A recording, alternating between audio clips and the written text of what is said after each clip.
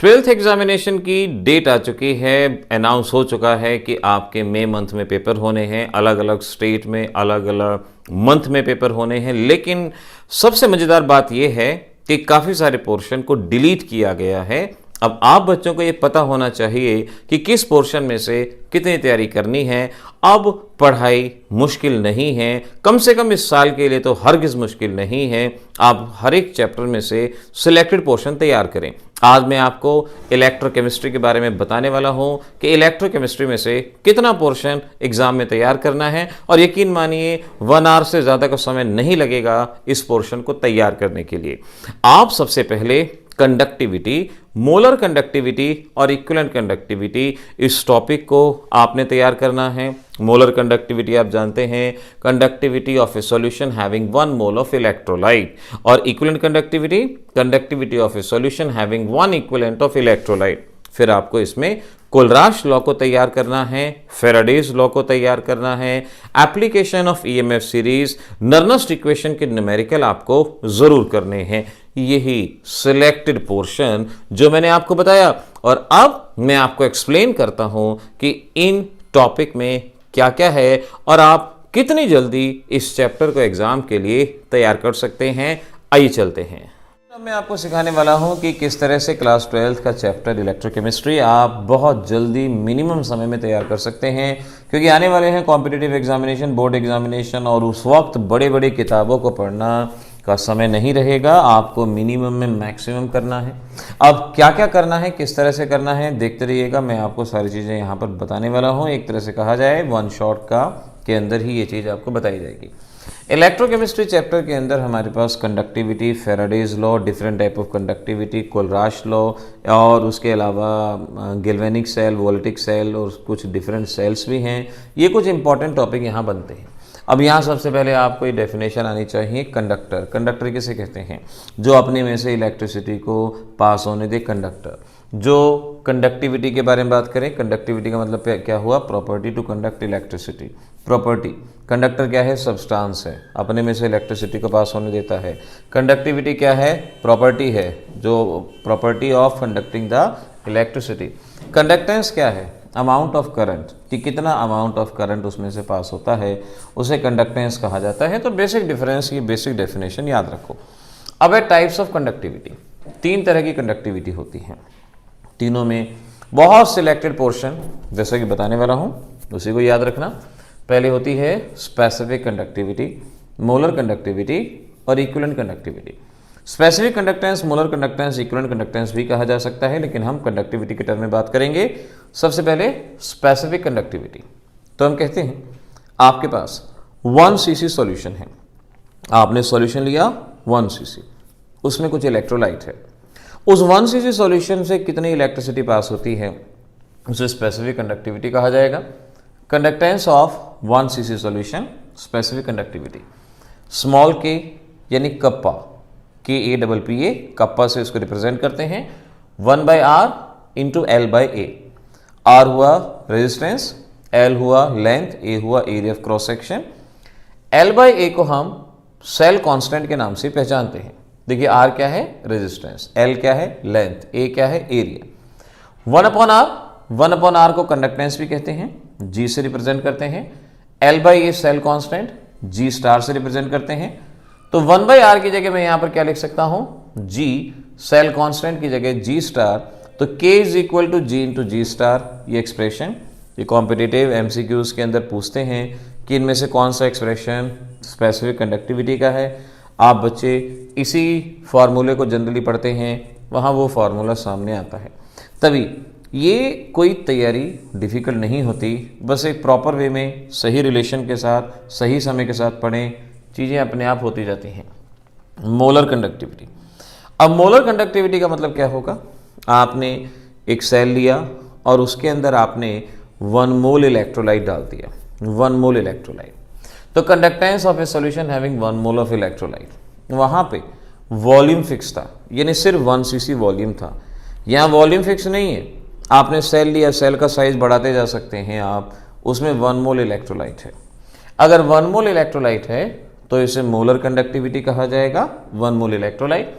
अगर आप किसी भी कंसंट्रेशन पे जैसे आपने 1 मोल उसके अंदर ऐड किया, उसकी मोलैरिटी निकाल ली, ये जो भी उसकी मोलैरिटी आ रही है, किसी भी कंसंट्रेशन पे अगर देखते हैं तो इसे molar conductivity at given concentration कहा जाता है, molar conductivity at given concentration.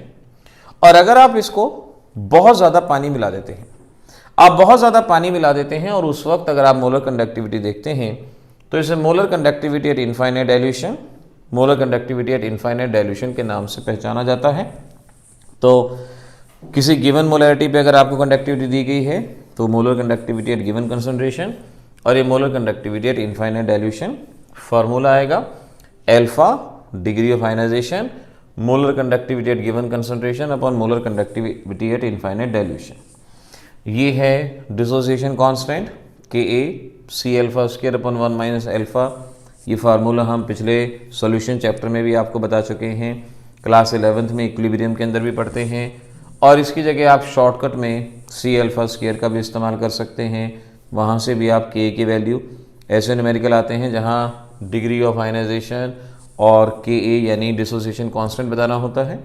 Percentage बताने के लिए अल्फा इंटू 100, और molar conductivity at given concentration का formula kappa, this is kappa in specific conductivity into 1000 upon molarity. Specific conductivity अभी बताया था 1000 upon molarity. Unit ohm inverse centimetre square mole inverse, ये unit याद रखें। देखिए ध्यान रखिएगा, स्पेसिफिक कंडक्टिविटी की यूनिट होती है ओम इनवर्स सेंटीमीटर इनवर्स, ये साइमन सेंटीमीटर इनवर्स। क्योंकि एग्जाम में क्या होगा, एग्जाम में आपसे ये कह देंगे भाई कंडक्टिविटी की वैल्यू ये है, अब ये नहीं बताएंगे कि कौन सी conductivity, specific conductivity, molar conductivity, equivalent conductivity, ये आपको नहीं बताएंगे। तो आपको ये बात इनकी यूनिट से पता लगानी है। अगर यूनिट दी गई है ओम इनवर्स सेंटीमीटर इनवर्स तो वो है स्पेसिफिक कंडक्टिविटी, लेकिन अगर यूनिट दी गई है ohm inverse centimetre square mole inverse तो वो है आपकी मोलर कंडक्टिविटी, याद रखिएगा। ऐसे ही इक्विवेलेंट कंडक्टिविटी, अभी स्पेसिफिक कंडक्टिविटी में बताया था कि सॉल्यूशन का वॉल्यूम 1 cc, तो जो कंडक्टिविटी वो स्पेसिफिक। अगर उस सॉल्यूशन के अंदर 1 मोल इलेक्ट्रोलाइट डाल दिया तो मोलर कंडक्टिविटी, और ऐसे ही अगर उसी सॉल्यूशन के अंदर 1 इक्विवेलेंट इलेक्ट्रोलाइट डाल दिया तो उसे इक्विवेलेंट कंडक्टिविटी का नाम दिया जाएगा, इक्विवेलेंट कंडक्टिविटी। किसी पर्टिकुलर कंसंट्रेशन पे ले रहे हैं तो equivalent conductivity at given concentration. बहुत ज़्यादा पानी मिला दिया तो उसको कहेंगे equivalent conductivity at infinite dilution. दोनों का रेशियो ले लिया तो ये अल्फा आएगा, जैसे भी आपने पीछे किया। डिसोसिएशन कांस्टेंट बताना है और इक्विवेलेंट कंडक्टिविटी का फॉर्मूला। इक्विवेलेंट कंडक्टिविटी में kappa into 1000 upon normality. Molar conductivity में नॉर्मेलिटी जगह क्या थी, मोलैरिटी। तो दोनों फार्मूले एक जैसे से साउंड करते हैं, याद करने में समझने में कोई भी दिक्कत आपको नहीं आएगी।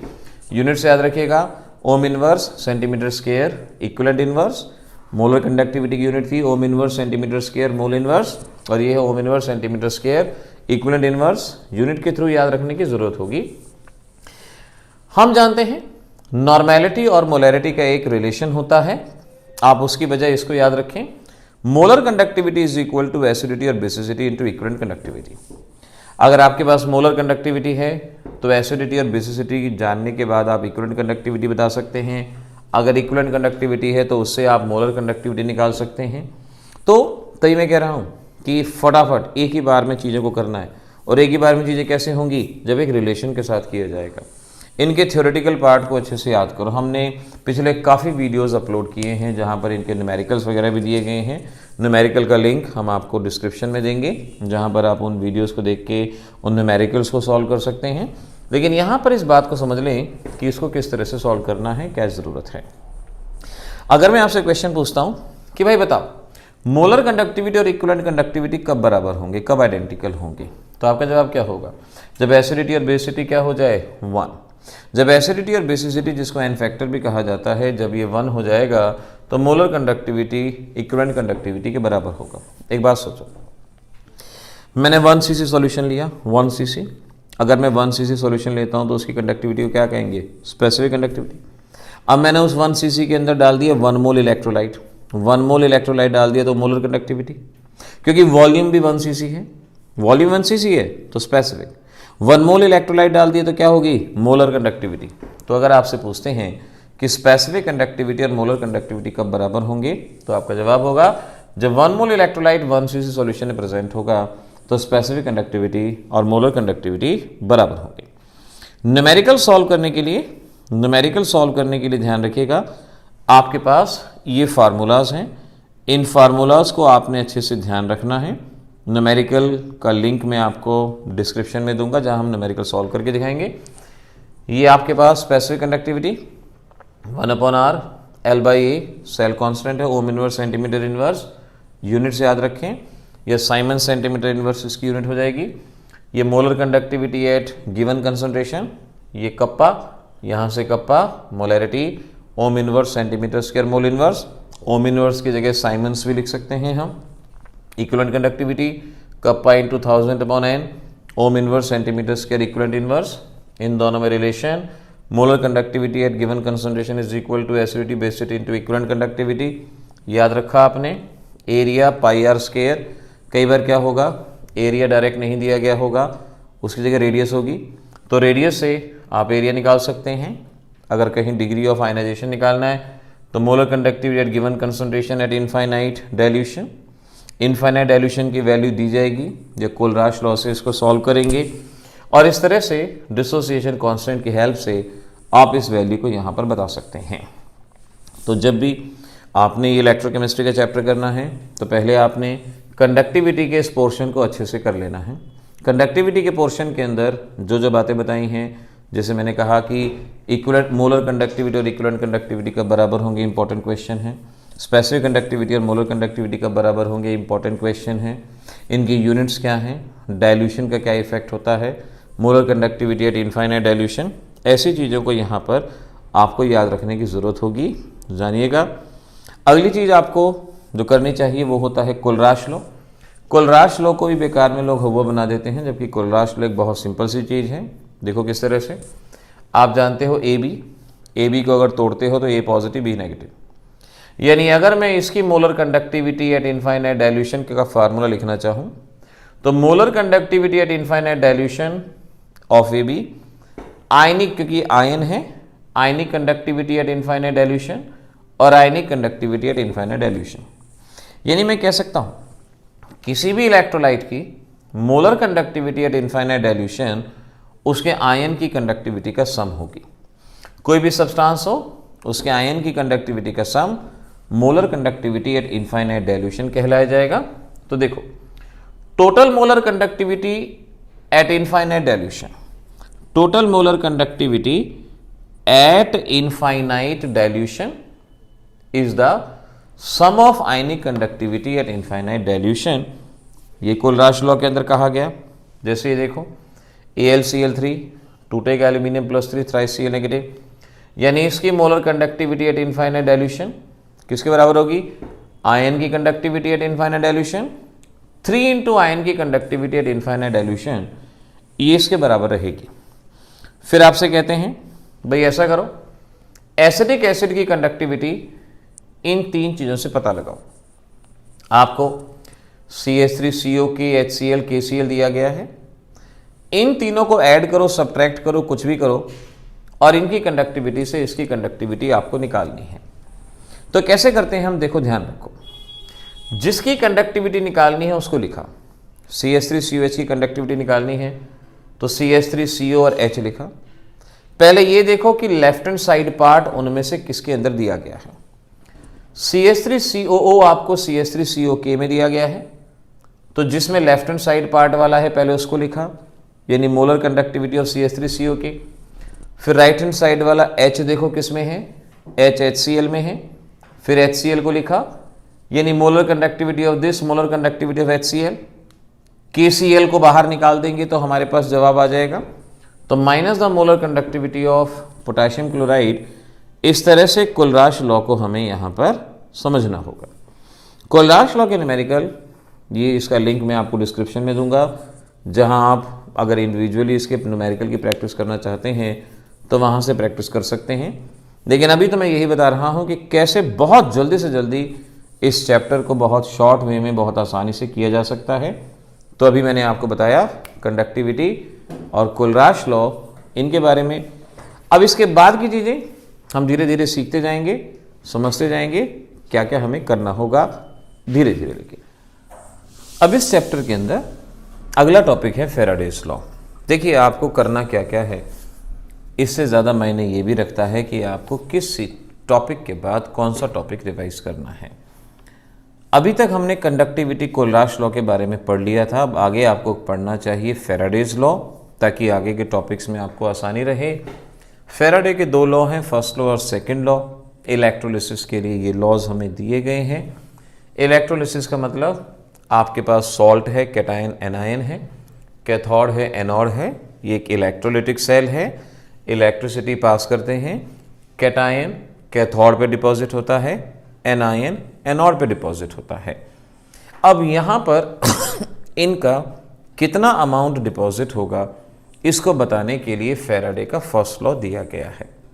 फेराडे का फर्स्ट लॉ ये कहता है कि भाई जितनी ज़्यादा इलेक्ट्रिसिटी पास की जाएगी उतना ही ज़्यादा अमाउंट डिपॉजिट होगा।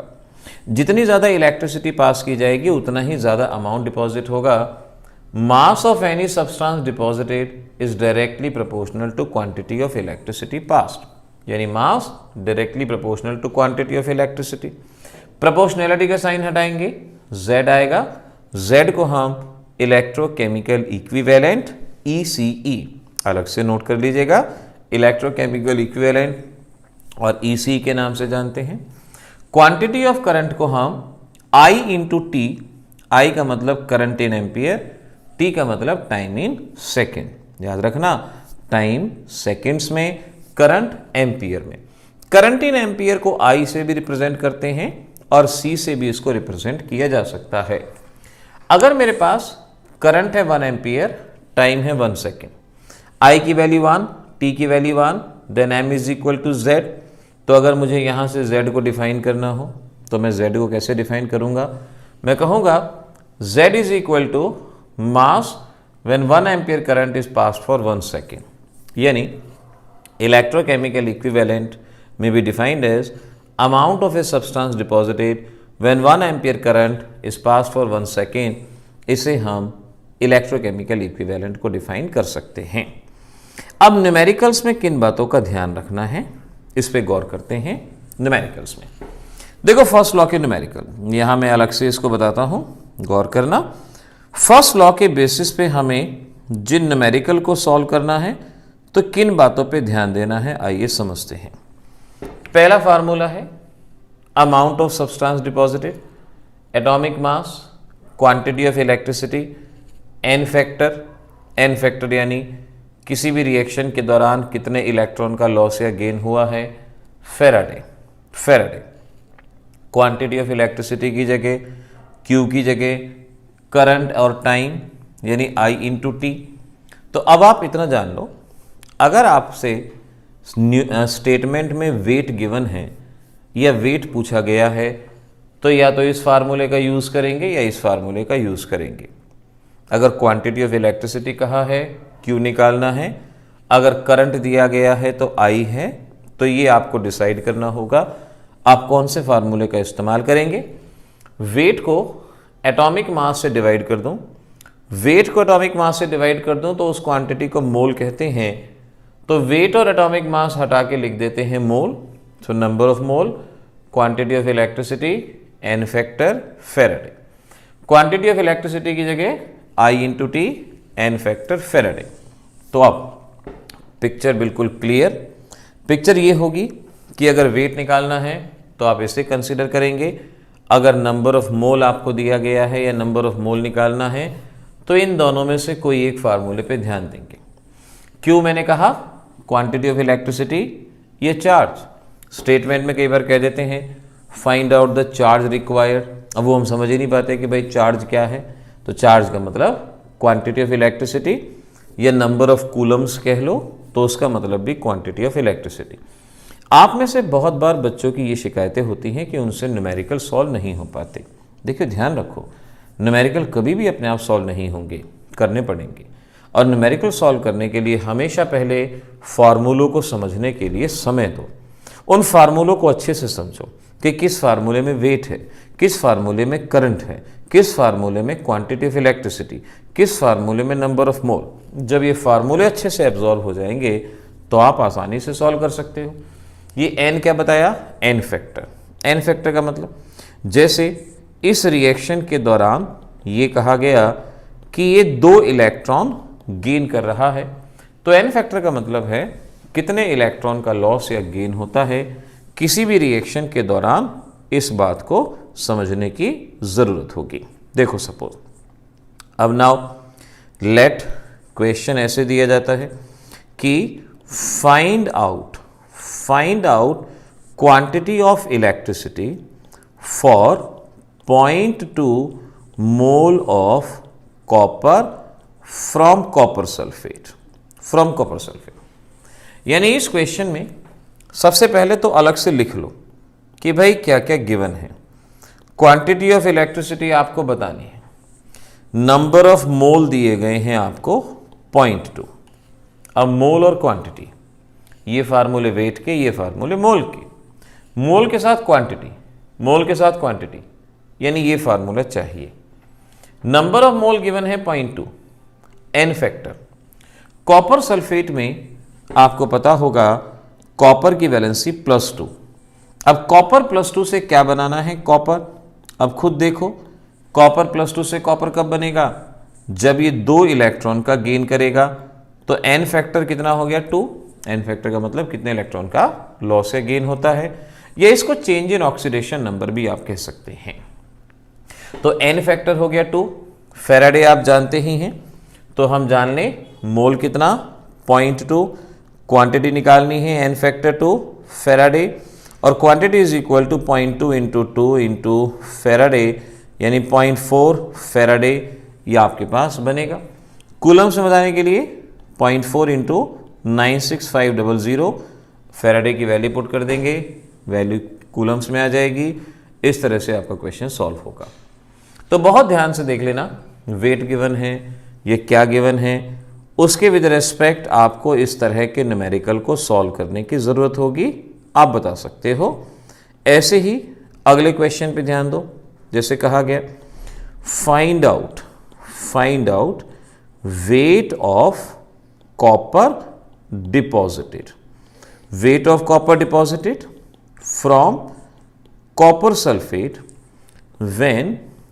when 5 ampere is passed for 1 minute। अब ध्यान से, अगर खुद अंदाजा लगा सकते हो तो अंदाजा लगाओ। Find out the wait of copper deposit, तो ठीक है पहले लिख लेते हैं क्या निकालना है, वेट निकालना है from copper sulphate when 5 ampere. अब एम्पियर का मतलब करंट, आई की वैल्यू 5 एम्पियर आपको दिया गया, टाइम दिया गया है 1 मिनट, आपके पास टाइम है 1 मिनट। तो ये चीज़ें आपको गिवन है और आपको बताना क्या है, वेट बताना है। अब वेट इधर है, अब करंट है, तो हमारा ये फार्मूला। नाउ वेट आपको निकालना है, एटॉमिक मास कॉपर का होता है 63.5। कोशिश करो कि इस चैप्टर के दौरान कॉपर का एटॉमिक मास, जिंक का एटॉमिक मास, सिल्वर का एटॉमिक मास याद रखो। कॉपर 63.5, जिंक 65.3, ये 3 एटॉमिक मासेस याद रखने की कोशिश करो। तो कॉपर का एटॉमिक मास आ गया, करंट इन एम्पियर, टाइम। अब टाइम मैंने खास तौर पे कहा था टाइम इन सेकेंड। 1 मिनट है, 60 से मल्टीप्लाई 60 सेकेंड, तो टाइम हो गया 60 सेकेंड, एटॉमिक मास हो गया, करंट हो गया। एन फैक्टर कॉपर का भी बताया था 2 होता है, फैराडे 96500। तो इस तरह से आप इन वैल्यूज़ को पुट करेंगे, न्यूमेरिकल सॉल्व होगा। डिस्क्रिप्शन में हम लिंक भी देंगे जहां इस तरह के और भी न्यूमेरिकल किए जाएंगे, लेकिन कम से कम साथ के साथ यहाँ पर आप इसको सीख सकते हो। एक और न्यूमेरिकल बताते हैं, find out quantity of electricity for 2 mole of MnO4 negative to Mn+2। आपसे कहा गया कि क्वांटिटी ऑफ इलेक्ट्रिसिटी बतानी है 2 मोल। अब फार्मूला देखो, मोल है तो मोल वालों में से फार्मूला, क्वांटिटी ऑफ इलेक्ट्रिसिटी यानी Q। मोल हो गया 2, ठीक है, मोल हो गया 2, क्वांटिटी निकालनी है। एन फैक्टर क्या होगा, एन फैक्टर मतलब चेंज इन ऑक्सीडेशन नंबर। इस मैग्नीज का ऑक्सीडेशन नंबर 7 आएगा, इसका 2 आएगा, 7 और 2 चेंज कितने का हुआ, 5 का। तो एन फैक्टर हो गया 5, इंटू फेराडे, तो Q is equal to 10 Faraday. Coulombs में करने के लिए वैल्यू पुट कर देंगे फेराडे की। इस तरह से आपका इक्वेशन सॉल्व होके बनेगा। तो ये फेराडेज के न्यूमेरिकल आपने कर लेने हैं। एनसीईआरटी के भी 3-4 न्यूमेरिकल हैं, तो ये सभी न्यूमेरिकल कोशिश करें बिल्कुल इसी पैटर्न में जैसे मैंने बताया है, इसी तरह से इनको सॉल्व करने की कोशिश करें। आपके लिए टॉपिक हरगिज मुश्किल नहीं रहेंगे। ये था हमारा फेराडेज का फर्स्ट लॉ। अब चलो फेराडे के सेकंड लॉ पे। सेकंड लॉ, फेराडे का सेकंड लॉ दिया जाता है जैसे आपसे कहा गया, भाई एक कंटेनर में एक मेटल है, एक कंटेनर में दूसरा मेटल है। एक कंटेनर में एक मेटल है, एक कंटेनर में दूसरा मेटल है। दोनों में similar amount of electricity pass की जा रही है। किसका अमाउंट ज्यादा डिपॉजिट होगा? पिछले लॉ में यह बताया था कि जितनी इलेक्ट्रिसिटी ज्यादा जाएगी उतना ज्यादा अमाउंट होगा। अब हम कह रहे हैं कि भाई इलेक्ट्रिसिटी तो सेम जा रही है, दो डिफरेंट मेटल हैं, आपको बताना है किसका अमाउंट ज्यादा होगा। तो हमारा ये लॉ कहता है जिसका इक्विवेलेंट मास ज्यादा होगा उसी का ज्यादा अमाउंट डिपॉजिट होगा, जिसका equivalent mass. If similar quantity of electricity is pass through the different electrolyte, the mass of different ion deposit is directly proportional to equivalent mass. जिसका इक्विवेलेंट मास ज्यादा होगा उसी का ज्यादा अमाउंट डिपॉजिट होगा। तो weight of A equivalent mass of A, weight of B equivalent mass of B. Equivalent mass को मैं atomic mass upon N factor से निकालता हूं, तो इक्विवेलेंट मास ऑफ ए की जगह लिख दूंगा atomic mass of A N factor of A. Equivalent mass of B की जगह atomic mass of B N factor of B. इस तरह से बात यहां पर बन जाएगी। ये मैं यहां पर कह सकता हूं, ऐसे इसको सॉल्व किया जाएगा। अब देखो, आपसे क्वेश्चन ये पूछा गया, आपसे क्वेश्चन ये पूछा गया, ये कहा गया कि भाई एक आपके पास AgNO3 है, एक में आपके पास कॉपर सल्फेट है। इलेक्ट्रोलिसिस के दौरान इसका 1.078 ग्राम डिपॉजिट हो रहा है। बताओ कितना कॉपर डिपॉजिट होगा? दो अलग अलग सेल में इन दोनों को लिया गया, इसका इतना अमाउंट डिपॉजिट हुआ, बताओ कॉपर का कितना अमाउंट डिपॉजिट होगा, ये आपसे पूछा गया। तो आप कैसे करेंगे? इस तरह के न्यूमेरिकल को सॉल्व करने के लिए पहले ऐसे फार्मूला लिखेंगे, ऐसे, यानी जो मैंने अभी बताया वेट ऑफ ए। अब वेट ऑफ ए की जगह आप क्या मान सकते हैं? Weight of silver divide by weight of copper. Weight of A, weight of B, atomic mass of A, यानी atomic mass of silver divided by N factor of silver. Atomic mass of B यानी atomic mass of copper और N factor of copper. Weight of silver 1.078, weight of copper निकालना है। Atomic mass of silver 107.8, N factor silver का 1, और atomic mass of copper मैंने कहा 63.5, N factor 2। बस यहां से कैलकुलेशन कर लें। ये कैलकुलेशन के बाद आपका जवाब आ जाएगा, आपका न्यूमेरिकल सॉल्व होगा। तो न्यूमेरिकल सॉल्व होते हैं, आसानी से होते हैं, थोड़े से एफर्ट्स कीजिए, ज़रूर ये आपसे सॉल्व हो पाएंगे, इनको भूलिएगा नहीं। अगला टॉपिक है इसमें गिब्स एनर्जी और फ्री एनर्जी का। Gibbs energy, amount of energy. देखो गिब्स एनर्जी क्या होती है? डेफिनेशन है एनर्जी का वो हिस्सा जो कुछ यूजफुल वर्क डन करने के काम आता है उसे गिब्स एनर्जी कहते हैं। एनर्जी का वो हिस्सा जो वर्क डन करने के काम आता है उसे गिब्स एनर्जी के नाम से पहचाना जाता है। Delta G is equal to minus work done useful. Minus का मतलब work done by the system. तो न्यूमेरिकल में अगर आपसे कहते हैं डेल्टा जी निकालना है या वर्क डन निकालना है, तो आप समझ जाओ कि भाई इसमें से ही आपको कोई चीज़ यहाँ पर बतानी होगी। नाउ न्यूमेरिकल्स में आपने formula delta G is equal to minus NFE naught cell, ये फार्मूला यूज करना है। E नॉट सेल क्या होता है? E naught cathode minus E naught anode, ये E नॉट सेल होता है। अब जैसे आपको क्वेश्चन दिया गया, ये सेल दी गई है। अगर आप कैथोड एनोड नहीं जानते तो मैं आगे आने वाले टॉपिक में बताने वाला हूं। सेल दी गई है, right hand side cathode, left hand side anode. तो कैथोड कौन हुआ? कॉपर। एनोड कौन हुआ? जिंक। कॉपर का पोटेंशियल 0.34 दिया गया होगा आपको, जिंक का पोटेंशियल -0.76। इस तरह से E नॉट आ गया 1.10। तो E नॉट सेल ये हमें निकालना आना चाहिए, नहीं आता तो मैंने आपको बताया कैथोड माइनस एनोड, कैथोड आपके पास, एनोड आपके पास, वैल्यू गिवन होगी। तो ई नॉट सेल की वैल्यू यहाँ पुट कर दें, फेराडे हो गया 96500, एन फैक्टर, जिंक से जिंक +2 में 2 इलेक्ट्रॉन का इन्वॉल्वमेंट होता है, या कॉपर में देख लो, किसी एक में देख लो कितने इलेक्ट्रॉन का इन्वॉल्वमेंट है, 2 का। एन फैक्टर की वैल्यू पुट कर दिया आपने, आपका न्यूमेरिकल यहाँ आसानी से सॉल्व हो जाएगा, जवाब दे सकते हो। डेल्टा जी आपके पास जूल पर मोल के अंदर इस तरह से पूछा जाएगा। तो देखो मैंने अभी मैं आपको ये बताया कि फैराडेज लॉ में किस तरह से आपको क्वेश्चन करने हैं, कैसे न्यूमेरिकल करने हैं। Faraday first law, second law, दोनों लॉज आपको बताए। उसके अलावा डेल्टा जी के न्यूमेरिकल में यहाँ पर किन बातों का ध्यान रखना है ये बताया गया इस वीडियो के अंदर। अभी तक इलेक्ट्रोकेमिस्ट्री चैप्टर के अंदर आपको हम बता चुके थे कि कैसे आगे बढ़ना चाहिए, किन किन टॉपिक्स को दिमाग में रख के आपको आगे बढ़ना चाहिए। फैराडेज लॉ करने के बाद अब अगली चीज़ इलेक्ट्रोकेमिकल सेल पे आपको पहुंचना है, लेकिन उससे पहले आपको ऑक्सीडेशन, रिडक्शन, रिडॉक्स रिएक्शन और उसकी टाइप के बारे में पता हो। ऑक्सीडेशन का सीधा सा मतलब है लॉस ऑफ इलेक्ट्रॉन। जब कोई भी सब्सटेंस इलेक्ट्रॉन का लॉस करता है उसे ऑक्सीडेशन कहते हैं, और कोई भी सब्सटेंस जब इलेक्ट्रॉन का गेन करता है उसे रिडक्शन कहा जाता है। और अगर कहीं ऑक्सीडेशन रिडक्शन दोनों रिएक्शन हो रही हो तो उसको रिडॉक्स रिएक्शन कहते हैं। रिडॉक्स रिएक्शन दो तरह की, डायरेक्ट रिडॉक्स रिएक्शन, जिसका मतलब अगर ऑक्सीडेशन रिडक्शन एक ही कंटेनर में हो तो उसको डायरेक्ट रिडॉक्स रिएक्शन कहते हैं, और अगर ऑक्सीडेशन रिडक्शन दो अलग अलग कंटेनर में हो रही है तो उसको इनडायरेक्ट रिडॉक्स रिएक्शन कहा जाता है। एक ही सीक्वेंस में इनको याद कर लेना आपके लिए आसान रहेगा।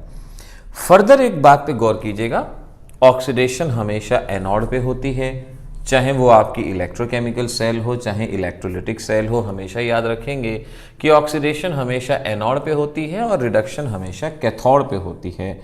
इस पॉइंट को भी याद रखिएगा, क्योंकि अगर कभी पहचानना होगा कौन कैथोड कौन एनोड, तो आप साइन के ज़रिए नहीं, आप उस पर होने वाले प्रोसेस के ज़रिए उसको पहचानेंगे कि उस पर आखिर प्रोसेस कौन सा हो रहा है, उसके विद रिस्पेक्ट उसको जानने की कोशिश करेंगे।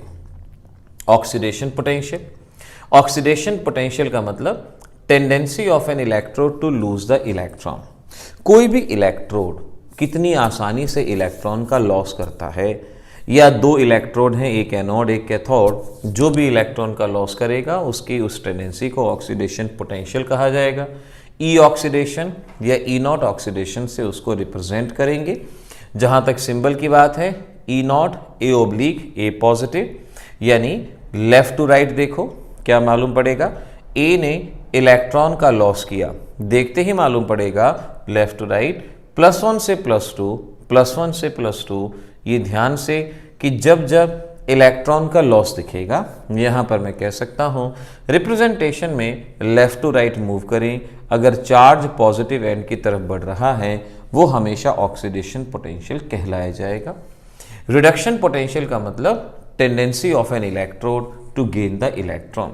दो इलेक्ट्रोड्स में से जिसकी तरफ इलेक्ट्रॉन जाते हैं, जो इलेक्ट्रॉन को गेन करता है, रिडक्शन पोटेंशियल कहा जाता है। E reduction, normal reduction potential, standard reduction potential, E naught reduction.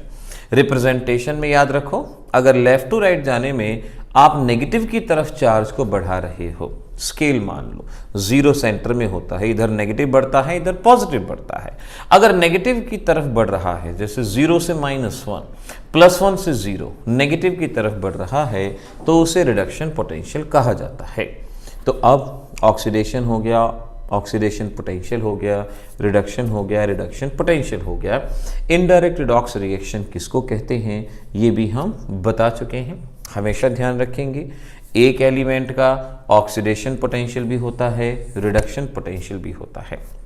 Oxidation potential is equal to minus the reduction potential. अगर मैं कहता हूँ कि भाई जिंक है, इसका ऑक्सीडेशन पोटेंशियल 0.76 वोल्ट, जिंक का ऑक्सीडेशन पोटेंशियल 0.76 वोल्ट, बताओ उसका रिडक्शन पोटेंशियल क्या होगा, -0.76 वोल्ट।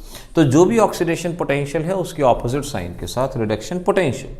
और हमारे जितने भी फार्मूले इस चैप्टर के डिज़ाइन किए गए हैं वो रिडक्शन पोटेंशियल के टर्म में डिज़ाइन किए गए हैं। तो इस पूरे चैप्टर के दौरान आप जब जब अपनी प्रॉब्लम सॉल्व करेंगे आप इस बात को ध्यान में रखेंगे कि आप हमेशा रिडक्शन पोटेंशियल कंसिडर करेंगे और उसकी प्रेजेंस में ही आप अपने प्रॉब्लम्स को सॉल्व करेंगे। बहुत छोटी छोटी सी बातें, लेकिन इन छोटी छोटी बातों के बिना बड़ी बड़ी बातें सॉल्व नहीं हो सकती। तो बहुत ज़रूरी है इन छोटी छोटी बातों को दिमाग में रखना और इसके विद रिस्पेक्ट अपनी प्रॉब्लम्स को आगे सॉल्व करना। अब बात करते हैं हम इलेक्ट्रोकेमिकल सेल की। आखिर इलेक्ट्रोकेमिकल सेल क्या है, किस तरह से है, इसके बारे में आपको समझाते हैं। तो ध्यान रखें, arrangement which generate electricity bye indirect redox reaction. चलिए मैं इसको आपको अलग से इसको बना के दिखाता हूं कि आखिर इसमें किन किन बातों का आपको ध्यान रखना है। देखिए, ये एक कंटेनर, यहां है दूसरा कंटेनर, ये दो कंटेनर हमारे पास हैं। एक कंटेनर में एक इलेक्ट्रोड होगा और दूसरे कंटेनर में दूसरा इलेक्ट्रोड। क्योंकि यहाँ ऑक्सीडेशन रिडक्शन दो अलग अलग वेसल में होंगी, तो दो अलग अलग वेसल। लेट ये है कॉपर, सॉल्यूशन है कॉपर सल्फेट का।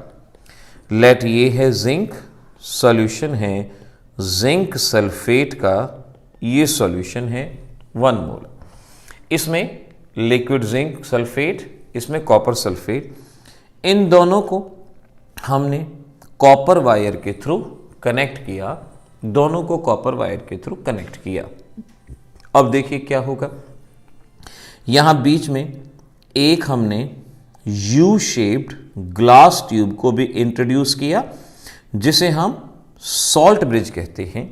This is salt bridge. इसमें कैटायन एनायन लाइक के positive, NO3 negative, potassium nitrate या कोई भी कैटायन एनायन, अमोनियम नाइट्रेट, कुछ भी कैटायन एनायन होते हैं, इसे सॉल्ट ब्रिज कहा जाता है। इस अरेंजमेंट को हम थोड़ी देर ऐसे ही पड़ा रहने देते हैं, इसको ऐसे ही पड़ा छोड़ देते हैं। कुछ समय बाद हम क्या देखते हैं कि जिंक रॉड का साइज धीरे धीरे कम होता चला जाता है। यानी जिंक रॉड, इसका साइज धीरे धीरे कम होता चला जाता है और कॉपर रॉड के ऊपर रेड कलर डिपॉजिट होता चला जाता है। जब हम इसको थोड़ी देर तक पड़ा रहने देते हैं तो ये कुछ चेंजेस यहाँ पे ऑब्जर्व होते हैं। आखिर ऐसा क्यों होता है, कारण क्या है? कारण देखो क्या है, ये जिंक है। जिंक अपने इलेक्ट्रॉन का लॉस करता है। जिंक इलेक्ट्रॉन का लॉस करता है और जिंक आयन की फॉर्म में सॉल्यूशन को ऑक्यूपाई करता है।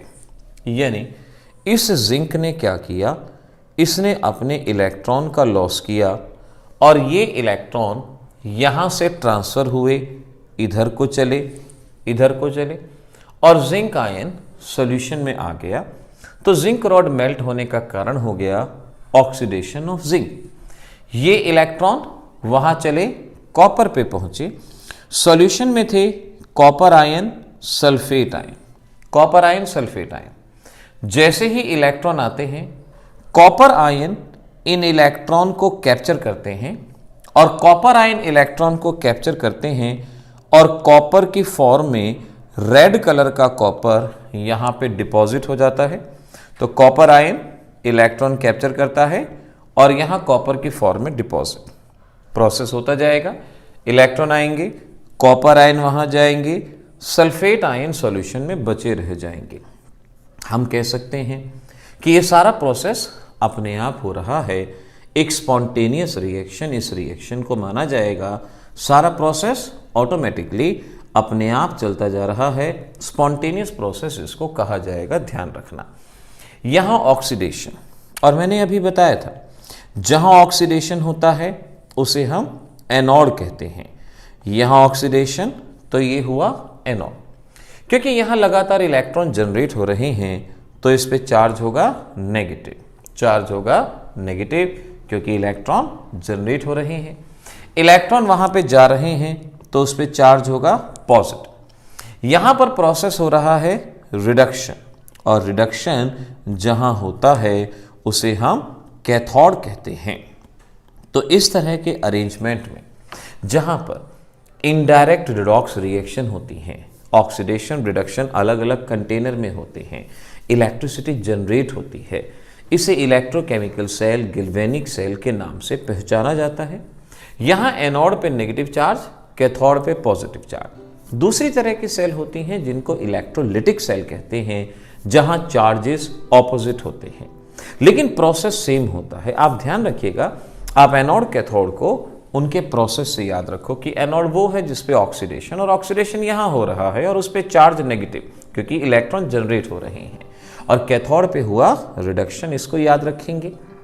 अच्छा, इलेक्ट्रॉन का फ्लो कहाँ से कहाँ हो रहा है बताइए, एनोड टू कैथोड। तो करंट कहाँ फ्लो करेगा, करंट इलेक्ट्रॉन के ऑपोजिट, यानी कैथोड टू एनोड करंट का फ्लो रहेगा, उसके ऑपोजिट डायरेक्शन में ये फ्लो बनेगा, ये याद रख सकते हो। सॉल्ट ब्रिज क्या करेगा, अब जैसे जैसे समय बीतेगा यहाँ पॉजिटिव चार्ज बढ़ेगा, और पॉजिटिव चार्ज इतना बढ़ जाएगा कि वो इलेक्ट्रॉन को रोक लेगा, इलेक्ट्रॉन को जाने नहीं देगा। अब इलेक्ट्रॉन को अगर ये रोक लेगा तो इलेक्ट्रॉन नहीं जाएगा, करंट नहीं आएगा, सेल काम नहीं करेगी। बाय चांस इलेक्ट्रॉन चला भी गया तो वहाँ नेगेटिव चार्ज है, नेगेटिव इलेक्ट्रॉन को रिपेल करेगा, आने नहीं देगा। यानी इनमें चार्जेस बढ़ेंगे, और चार्जेस बढ़ने से ये होगा कि सेल काम करना बंद करेगी, सेल काम नहीं करेगी। तो आप चाहते हैं सेल काम करे, चार्जेस को न्यूट्रलाइज करना पड़ेगा। चार्जेस न्यूट्रलाइज कैसे होंगे, सॉल्ट ब्रिज में से नेगेटिव चार्ज आएगा, इसको न्यूट्रलाइज करेगा, पॉजिटिव चार्ज आएगा, उसे न्यूट्रलाइज करेगा। तो सॉल्ट ब्रिज में जो भी कंपोनेंट लिए हैं वो इनको न्यूट्रलाइज करेंगे, और इनके न्यूट्रलाइजेशन होने से ये सेल काम करना शुरू करेगी, सेल में यहाँ पर काम होना शुरू होगा। इस तरह से ये हमारा इलेक्ट्रोकेमिकल सेल और उसकी फंक्शनिंग को देखा। अब देखो रिएक्शन मैंने क्या बताई, एक जगह रिएक्शन हो रही है, जिंक इलेक्ट्रॉन का लॉस कर रहा है, और एक जगह मैंने बताया था कि कॉपर आयन इलेक्ट्रॉन को गेन कर रहा है। ये रिएक्शन इलेक्ट्रॉन को कैंसिल आउट, अगर यहाँ सपोज एक इलेक्ट्रॉन होता है, यहाँ 2 इलेक्ट्रॉन होते तो हम 2 से मल्टीप्लाई करके इलेक्ट्रॉन बराबर कर देते। Zinc copper, zinc ion copper, ये हो गई हमारे पास सेल रिएक्शन। सेल रिएक्शन यहाँ पर इस तरह से बनेगी, ये सेल रिएक्शन यहाँ होती है। तो इस तरीके से हम कह सकते हैं कि ये सेल रिएक्शन यहाँ पर होगी। पर रिएक्शन कितने इलेक्ट्रॉन का इन्वॉल्वमेंट है, हमने देखा पर रिएक्शन 2 इलेक्ट्रॉन का इन्वॉल्वमेंट है, तो n फैक्टर 2 कहलाया जाएगा, n फैक्टर 2 बनता है। इस तरह से हम इलेक्ट्रोकेमिकल सेल की वर्किंग को पढ़ते हैं, उसकी रिएक्शन को लिखना जानते हैं, रिएक्शन कैसे होगी, क्या होगी। अब ज़रा इस सेल को रिप्रेजेंट करना और सीख लें कि आखिर इसको रिप्रेजेंट कैसे किया जाता है, वो भी सीख, क्योंकि हर बार न्यूमेरिकल में सेल ड्रॉ की जाए पॉसिबल नहीं, कहीं ना कहीं रिप्रेजेंट करना होगा।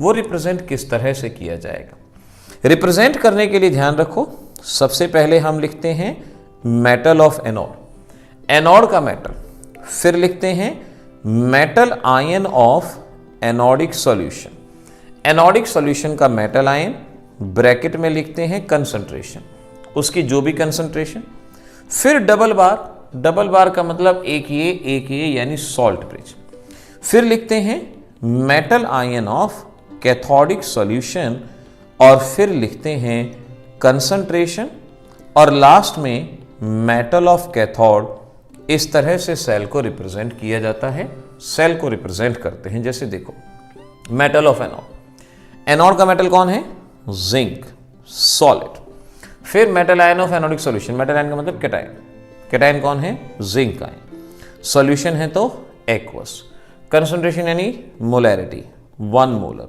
सॉल्ट ब्रिज, फिर metal ion of cathodic solution, इसमें मेटल आयन है कॉपर आयन, और कंसंट्रेशन 1 मोलर गिवन है आपको। मेटल ऑफ कैथोड, कैथोड किसका बना है, कॉपर का। इस तरह से आप सेल को रिप्रेजेंट करना सीख लेंगे, सेल को ऐसे यहाँ पर बताया जाएगा। इस तरह से आप इलेक्ट्रोकेमिकल सेल को रिप्रेजेंट कर सकते हो। अब सेल को देख के रिएक्शन कैसे बनाते हैं, सेल को देख के रिएक्शन कैसे, लेफ्ट टू राइट, यानी zinc gives you zinc plus 2, zinc gives you zinc plus 2, और ये कब बनेगा, जब 2 इलेक्ट्रॉन का लॉस होगा, 0 से +2 है तो 2 इलेक्ट्रॉन का लॉस होगा। Left to right, copper plus 2, left में कॉपर प्लस 2 है ना, copper plus 2 gives you copper, gives you copper. और प्लस 2 से कॉपर कब मिलेगा, जब ये 2 इलेक्ट्रॉन का गेन करेगा, बस दोनों को ऐड कर दो, इलेक्ट्रॉन कैंसिल आउट हो जाने चाहिए, ये कैंसिल आउट हो गए। तो इस तरह से zinc copper plus 2, zinc plus 2 और ये कॉपर, ये हमारे पास बनके तैयार हो रहा है। जो भी आयन हो उसके आगे एक्वस लिख दें, जो भी मेटल है उसके आगे सॉलिड लिख दें। इस तरह से आप पूरी अच्छी तरह से इलेक्ट्रोकेमिकल सेल जनरेट कर सकते हैं। अब मैं कहता हूं delta G not minus NFE not, NFE not. अच्छा बताओ, बताया था N क्या होता है, N फैक्टर, N फैक्टर यानी नंबर ऑफ इलेक्ट्रॉन पर रिएक्शन। नंबर ऑफ इलेक्ट्रॉन पर रिएक्शन कितने हैं, 2। फैराडे 96500। ई नॉट सेल क्या होता है, this is E naught cathode minus E naught anode, cathode minus anode. Cathode कौन सा, राइट हैंड साइड वाला यानी कॉपर, एनोड कौन सा, लेफ्ट हैंड साइड वाला जिंक। अगर ये वैल्यू पता हो तो बहुत आसानी से हम डेल्टा जी की वैल्यू को यहां पर सॉल्व करके आपको बता सकते हैं। तो ये इलेक्ट्रोकेमिकल सेल के बारे में कंप्लीट रही इंफॉर्मेशन, अच्छे से याद करना होगा इसको आपको। इलेक्ट्रोकेमिस्ट्री के चैप्टर के अंदर अब अगले टॉपिक हैं आपके EMF series, application of EMF series, Nernst equation के बेसिस पे आने वाले कुछ न्यूमेरिकल्स। देखिए सबसे पहले EMF सीरीज का मीनिंग जान लीजिए। इलेक्ट्रोड पोटेंशियल आपको बता ही दिया था कि tendency of an element to lose और गेन इलेक्ट्रॉन, इसको इलेक्ट्रोड पोटेंशियल कहा जाता है। अब अगर हम एलिमेंट्स को increasing order of reduction potential में अरेंज करते हैं, आप देख सकते हैं वो सीरीज है। सबसे पहले लिथियम जिसका पोटेंशियल सबसे कम है, फिर potassium, magnesium, aluminium, zinc, hydrogen etcetera. तो जब एलिमेंट्स को उनके increasing order of reduction potential में अरेंज किया जाता है तो इसे हम EMF सीरीज के नाम से पहचानते हैं। हमारे पास बहुत सारे एलिमेंट हैं लेकिन उसमें से कुछ सिलेक्टेड मैंने आपको यहाँ पर दिए हैं। आपको ये एलिमेंट याद करने हैं, ये एलिमेंट किस तरह से डिफरेंट सीरीज में अरेंज हैं ये आपको याद करना है। अब एप्लीकेशन ऑफ EMF सीरीज की जहाँ तक बात है, oxidising nature. Oxidising nature is directly proportional to reduction potential. ध्यान रखेंगे हमारे इस चैप्टर के सभी फार्मूले रिडक्शन पोटेंशियल के ऊपर ही बेस्ड हैं। तो आपको जब भी पोटेंशियल लेना है हमेशा रिडक्शन पोटेंशियल लेना है। जिसका रिडक्शन पोटेंशियल ज़्यादा होगा वही स्ट्रॉन्गर ऑक्सीडाइजिंग एजेंट होगा। आपसे सवाल पूछा गया कि बताइए फ्लोरीन और लिथियम कौन है स्ट्रॉन्गेस्ट ऑक्सीडाइजिंग एजेंट, जिसका रिडक्शन पोटेंशियल ज़्यादा है, और वो किसका ज़्यादा है, फ्लोरीन का। क्वेश्चन पूछा सिल्वर और फ्लोरीन कौन है स्ट्रॉन्गर ऑक्सीडाइजिंग एजेंट। सिल्वर हम देख सकते हैं, फ्लोरीन हम देख सकते हैं, तो कौन हुआ, फ्लोरीन। आपसे पूछा सिल्वर और जिंक कौन है स्ट्रॉन्गर ऑक्सीडाइजिंग एजेंट, तो जिसका पोटेंशियल ज़्यादा है यानी जिंक, आपका सिल्वर, ये स्ट्रॉन्गर ऑक्सीडाइजिंग एजेंट हो। Reducing nature is inversely proportional to reduction potential, जिसका रिडक्शन पोटेंशियल कम है वो strong reducing agent. Lithium is the strongest reducing agent. ये एस ब्लॉक का एक बहुत फेमस क्वेश्चन है कि which is the strongest reducing agent, so this is lithium because of lowest reduction potential. इस बात को याद रखिएगा।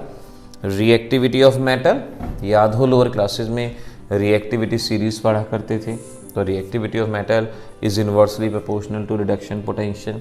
जिसका पोटेंशियल कम है उसकी रिएक्टिविटी ज़्यादा है, यानी एल्यूमिनियम और जिंक, जिंक और कॉपर। आपसे पूछा जिंक और कॉपर कौन है ज़्यादा रिएक्टिव, तो जवाब क्या होगा, जिंक, जिंक है ज़्यादा रिएक्टिव। कॉपर और सिल्वर कौन है ज़्यादा रिएक्टिव, तो जिसका पोटेंशियल कम है, कम किसका है, कॉपर का, कॉपर हुआ ज़्यादा रिएक्टिव। तो इस तरह से रिएक्टिविटी में अरेंज करना हो, रिड्यूसिंग नेचर में जानना हो, हम इन सारी चीज़ों को यहाँ पर बता सकते हैं। लेकिन इस सभी में सबसे ज़्यादा इम्पॉर्टेंट है storage of solution. Storage of solution में देखिए इस तरह की प्रॉब्लम आपसे पूछी जाती हैं। जैसे आपसे ये कहा गया कि भाई आपके पास जिंक का वेसल है और कॉपर सल्फेट का सॉल्यूशन है, क्या हम जिंक वेसल में कॉपर सल्फेट का सॉल्यूशन स्टोर कर सकते हैं या नहीं कर सकते, ये आपसे सवाल पूछा जाता है। क्या जिंक वेसल में कॉपर सल्फेट, अब एक कॉमन सी बात ध्यान रखिएगा, अगर वेसल सॉल्यूशन के साथ रिएक्ट कर जाएगा तो हम स्टोर नहीं कर पाएंगे, और अगर रिएक्शन नहीं होगी तो हम स्टोर कर पाएंगे। तो स्टोरेज की कंडीशन है कि रिएक्शन ना हो। अब E naught cell, E naught cell बताया था आपको, कैथोड माइनस एनोड। अगर ई नॉट सेल पॉजिटिव आता है तो रिएक्शन हो जाएगी, और रिएक्शन हो जाएगी तो इसका मतलब storage is not possible, no storage is possible. तो हमें ईएमएफ ऑफ सेल निकालना है। अगर ईएमएफ ऑफ सेल पॉजिटिव है तो स्टोरेज नहीं है, और ईएमएफ ऑफ सेल नेगेटिव है तो स्टोरेज है। अब कैथोड माइनस एनोड में कई बार गलती हो जाती है, आप सॉल्यूशन माइनस वेसल कर लो। आप देख पाओगे सॉल्यूशन किस चीज़ का है, कॉपर का, यानी ई नॉट कॉपर, वेसल किसका है, जिंक का, कॉपर माइनस जिंक। कॉपर का पोटेंशियल 0.34, जिंक का -0.76 यानी 1.10 वोल्ट। कैसा आया, पॉजिटिव। पॉजिटिव का मतलब reaction takes place, storage is not possible, यहाँ स्टोरेज नहीं हो सकती, ध्यान रखिएगा। अगर आपसे यही कहते हैं कि भाई जिंक नहीं, सिल्वर का वेसल है, सिल्वर का, क्या हम कॉपर सल्फेट को सिल्वर वेसल के अंदर स्टोर कर सकते हैं, सिल्वर। तो solution minus vessel, solution copper का है और वेसल सिल्वर का। कॉपर का पोटेंशियल 0.34 और सिल्वर का 0.80। हम देख सकते हैं जवाब नेगेटिव में आएगा, और जवाब अगर नेगेटिव में आएगा तो रिएक्शन नहीं होगी, और रिएक्शन नहीं होगी तो स्टोरेज पॉसिबल हो पाएगा। तो कोई भी ऐसा क्वेश्चन आता है जहां स्टोरेज के बारे में पूछा गया है, कोई समस्या है ही नहीं, तुरंत की तुरंत जवाब आप जान सकते हो। अब आगे बढ़ते हैं, नर्नस्ट इक्वेशन। नर्नस्ट इक्वेशन के न्यूमेरिकल को सॉल्व करने की कोशिश करते हैं। नर्नस्ट इक्वेशन, अब नर्नस्ट इक्वेशन का डेरिवेशन तो आपके सिलेबस में नहीं है, सीधा नर्नस्ट इक्वेशन का इस्तेमाल करना आपको आना चाहिए, डेरिवेशन नहीं है। इक्वेशन ध्यान रखें, E cell is equal to E naught cell minus 0.0591 upon n log concentration of product divided by concentration of reactant. E naught cell का मतलब हुआ कैथोड माइनस एनोड। आप चाहो तो इसको कैथोड माइनस एनोड, मैं यहाँ पहले ही इसको E naught cathode minus E naught anode लिख देता हूँ, जिससे बाद में आपको समस्या नहीं रहेगी। सो this is E naught cathode minus E naught anode, ये हमने यहाँ पर लिखा। और ई सेल का मतलब ईएमएफ ऑफ सेल। तो हमारे पास ये फार्मूला है, एन है आपका एन फैक्टर, सिखा चुका हूँ एन फैक्टर कैसे निकालते हैं। Concentration of product upon reactant, ये हमें वैल्यू यहाँ पर चाहिए। अब देखो कैसे, एक एग्जांपल सॉल्व करता हूँ। लेट आपको दिया गया है zinc solid, zinc plus 2 0.1 molar salt bridge, copper plus 2 0.01 molar, और ये है कॉपर सॉलिड। आपको ये कोई सेल दी गई है, आपको इसकी ईएमएफ ई सेल कैलकुलेट करना है, आपको ये सेल दी गई है। ध्यान से देख लो, एक ही एग्जाम्पल में सभी क्वेश्चन सॉल्व हो जाएंगे, ध्यान से सीखिए। आपको क्या करना है, सबसे पहले आपको रिएक्शन लिखनी है, और रिएक्शन मैंने लिखनी सिखाई थी आपको लेफ्ट राइट, यानी zinc solid gives you zinc plus 2, और ये कब बनेगा, जब ये 2 इलेक्ट्रॉन का लॉस करेगा, जिंक से जिंक प्लस 2 तो ही बनेगा। Left right, copper plus 2 gains 2 electron gives you copper solid, ये है। इलेक्ट्रॉन बराबर होने चाहिए, अगर कम ज़्यादा हो तो मल्टीप्लाई करेंगे। सपोज ये 1 होते, ये 2 होते, तो इसको 2 से मल्टीप्लाई कर देते, इलेक्ट्रॉन कैंसिल आउट हुआ, तो ओवरऑल रिएक्शन आ गई। जिंक सॉलिड, आयन के आगे हमेशा एक्वस लिख देना चाहिए, और ये जिंक प्लस 2 एक्वस, और ये है कॉपर सॉलिड, ये बन गई आपकी रिएक्शन, ये रिएक्शन बन गई। अब आसानी के लिए क्या करो, सॉलिड का एक्टिव मास 1 होता है, कोई भी सॉलिड अगर दिखे उसे पहले ही हटा दो, कोई भी सॉलिड दिखे उसको पहले ही हटा दो। अब इक्वेशन मैंने आपको क्या बताई थी, इक्वेशन मैंने आपको बताई थी E cell is equal to E naught cathode minus E naught anode, और 0.0591 upon n log product upon reactant product में है zinc ion coefficient 1 divided by copper ion coefficient 2 coefficient 1 ये लिखा। कैथोड एनोड कौन? Right hand side cathode, left hand side anode. तो मैं cathode की जगह यहां लिख सकता हूं कॉपर और एनोड की जगह लिख सकता हूं मैं जिंक। मैंने ये लिखा एन क्या है? N factor.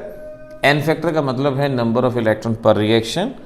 अब पर रिएक्शन हम देख सकते हैं यहां भी 2 इलेक्ट्रॉन, यहां भी 2 इलेक्ट्रॉन, तो पर रिएक्शन यहां पर एन की वैल्यू कितनी होगी हमारे पास 2, तो पर रिएक्शन हमारे पास एन फैक्टर 2 हो गया। अब आपने यहां पर कंसंट्रेशन की वैल्यू पुट करनी है। जिंक आयन कंसंट्रेशन हमारे पास गिवन है 0.1 मोलर, कॉपर आयन कंसंट्रेशन हमारे पास गिवन है 0.01 मोलर। अब इन वैल्यूज को हम पुट करेंगे। कॉपर का पोटेंशियल हमें पता होना चाहिए, तभी मैंने आपको याद करने को कहा, नहीं तो आपको दिया भी जाएगा एग्जाम में। और ये आपके पास 0.34 कॉपर का, जिंक का -0.0591/2 लॉग जिंक आयन कंसंट्रेशन ये आ गई 0.1, कॉपर आयन कंसंट्रेशन 0.01। पॉइंट हटाया लॉग 10 बचेगा और ये हम कहेंगे 1.10 0.0591/2 लॉग 10। लॉग 10 1 होता है, तो ये सॉल्व करके 1.10 माइनस 0.0591 0.0591/2 लॉग 10 1, बस इसको सॉल्व कर लेंगे, हमारा जवाब यहाँ पर बनेगा। इस तरह से हमें नर्नस्ट इक्वेशन में आने वाले क्वेश्चन को सॉल्व करने की ज़रूरत होगी और बहुत आसानी से आप इस टाइप के क्वेश्चन को यहाँ पर सॉल्व कर सकते हो। तो इस तरह से ये तो बात रही नर्नस्ट इक्वेशन के न्यूमेरिकल की। मैं इसमें एक न्यूमेरिकल की प्रैक्टिस आपको और करवा देता हूँ ताकि थोड़ा सा पक्का हो जाइए। लेट आपको सेल दी गई है chromium +3 0.1 molar, salt bridge Fe+2 0.01 molar और ये है आयरन ई दिया गया। न्यूट्रल के आगे अपने आप सॉलिड लगा लें, आयन के आगे एक्वस लगा लें। सबसे पहले रिएक्शन लेफ्ट राइट जो सिखाया था अभी, यानी क्रोमियम गिव्स यू क्रोमियम +3। अब क्रोमियम से क्रोमियम +3 कब बनेगा? जब ये 3 इलेक्ट्रॉन का लॉस करेगा। Fe+2, अगर आपके पास Fe+2 है, ये 2 इलेक्ट्रॉन का गेन करेगा और Fe सॉलिड के अंदर कन्वर्ट होगा। अब ज़रा ध्यान से देखो, यहाँ 3 इलेक्ट्रॉन या 2 इलेक्ट्रॉन बराबर होने चाहिए, मल्टीप्लाई बाय 2 मल्टीप्लाई बाय 3, 2 से मल्टीप्लाई किया 6 हो गए, 3 से मल्टीप्लाई किया 6 हो गए, इसको कैंसिल आउट किया। So twice chromium solid, thrice Fe+2 aqueous, twice chromium +3 aqueous, thrice iron solid. इस तरह से आएगी रिएक्शन। सॉलिड को कैंसिल आउट कर दो पहले ही। अब E cell is equal to cathode minus anode. Cathode कौन है? आयरन, तो E0 iron minus E0 chromium 0.0591 upon N factor. N factor बताया था पर रिएक्शन 6 इलेक्ट्रॉन, लॉग प्रोडक्ट में क्रोमियम है, raise to the power coefficient, ये कोफिशिएंट बच्चे भूल जाते हैं, आप ना भूलें, अपॉन रिएक्टेंट यानी Fe+2 पावर 3, ये आ गया। आयरन का ऑक्सीडेशन नंबर -0.45 और क्रोमियम का ऑक्सीडेशन नंबर -0.75। इस तरह से -0.0591/6 लॉग क्रोमियम कंसंट्रेशन 0.1 इंटू 0.1, क्योंकि पावर 2 है तो 0.1 इंटू 0.1। आयरन की कंसंट्रेशन 0.01, तो 0.01 इंटू 0.01 इंटू 0.01। बस अब आपने इसको सॉल्व कर लेना है। 10⁴ आपके पास आएगा और इस वैल्यू को सॉल्व करने के बाद आप समझ पाओगे कि ये रहेगा आपका पूरा सॉल्व करके log 10⁴। और जब log की सॉल्व करते हैं तो पावर आगे आ जाती हैं, यानी ये log 10⁴ सॉल्व करके बनेगा 4 log 10 1 होता है। तो बस आपने इसको सॉल्व करना है, ये 4 है 0.0591/6, इसको सॉल्व कर लें, जवाब आएगा 0.2606 वोल्ट। ये आपका जवाब यहाँ पर बनेगी। तो नर्नस्ट इक्वेशन के ये सभी क्वेश्चंस बिल्कुल आइडेंटिकल वे में, जैसा कि मैंने बताया, आपने इसी तरह से सॉल्व करने हैं। एनसीईआरटी के अंदर 4 क्वेश्चन गिवन हैं। एनसीईआरटी बुक में 4 क्वेश्चन हैं, उन चारों क्वेश्चंस को सॉल्व कर लेंगे, हमारा टॉपिक अच्छे से तैयार हो जाएगा। अब ध्यान रखिएगा, डिस्क्रिप्शन में आपको लिंक देंगे जहां पर आप इनकी और प्रैक्टिस के लायक वीडियोस देख सकते हैं, जिसमें फर्दर हमने एमसीक्यूज़ लेवल के लिए, जो बच्चा एमसीक्यूज़ की तैयारी करना चाहे उसके लिए बताया गया है, इलेक्ट्रोलिसिस के बारे में भी बताया गया है। और जहाँ तक सेल की बात है तो मैं कहूँगा फ्यूल सेल इस चैप्टर में से ज़रूर, फ्यूल सेल की रिएक्शन सिंपल सी रिएक्शन है, उसको याद कर लेना है। लेड सेल के बारे में आपने चार्जिंग और रिचार्जिंग की रिएक्शन याद कर लेनी है। ये चैप्टर आपका पूरी तरह से एग्ज़ाम के लिए तैयार हो जाएगा, इन पॉइंट्स को याद रखना। तो इस तरह से बच्चों, ये हमारा चैप्टर इलेक्ट्रोकेमिस्ट्री यहाँ पर फिनिश होता है। जैसे बताया उसी तरह से इसको याद कीजिए, आसानी से तैयारी होती जाएगी। All the best.